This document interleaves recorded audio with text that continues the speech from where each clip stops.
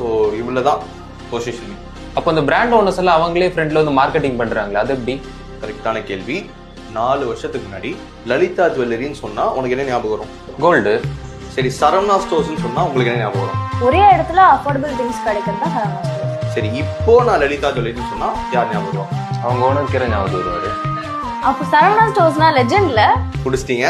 அதாவது ஒரு 10 years back பீப்புளோட பிஹேவியர் எப்படி இருந்துச்சுன்னா, அவங்க ஒரு பொருளை பார்ப்பாங்க, அந்த பிராண்ட் நம்பிக்கையா இருக்கான்னு பார்ப்பாங்க, வாங்குவாங்க. போக போக போக என்ன ஆச்சுன்னா, நிறைய பேர் பிசினஸ்குள்ள வர ஆரம்பிச்சவங்க பீப்புள் வந்து பிசினஸ் கூட கனெக்ட் பண்றதை விட்டுட்டு பிசினஸோட வேல்யூஸ், பிசினஸோட ஐடென்டிட்டியோட கனெக்ட் பண்ண ஆரம்பிச்சிட்டாங்க. இப்போ நான் என்னோட பிசினஸ்ல ஒரு வேல்யூ இருக்குன்னா, பிராண்ட் பேசுறதை விட பிராண்ட் ஓனர் பேசினா நம்பிக்கை வருமா?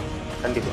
அதனால நாங்க எப்படி இந்த கம்பெனி உருவாக்கணும், இதை வந்து பிசினஸ் ஓனர்ஸே வந்து பேச ஆரம்பிச்சாங்க. எந்த பிசினஸ் ஓனர்ஸ்லாம் வந்து பேச ஆரம்பிச்சாங்களோ அந்த பிராண்டுக்கும் மக்களுக்கும் நம்பிக்கை இன்னும் அதிகமாக ஆரம்பிச்சது. என்னதான் நீங்க ஒரு லெஜெண்டரி பிசினஸா இருந்தாலும், இப்போ நீங்க உங்க அத்தாரிட்டியை பில்ட் பண்ணணும். இப்போ உங்க பர்சனல் பிராண்டை பில்ட் பண்ணாம நீங்க அடுத்த 10 வருஷம் வளரணும்னு நினைச்சீங்கன்னா கஷ்டம் தான். ஸோ விஷயம் என்னன்னா, மார்க்கெட்ல இதுவும் ஒரு பிசினஸ், இதுதான் பிசினஸ் சொல்றதுக்கு ஒரு டிஃபரன்ஸ்.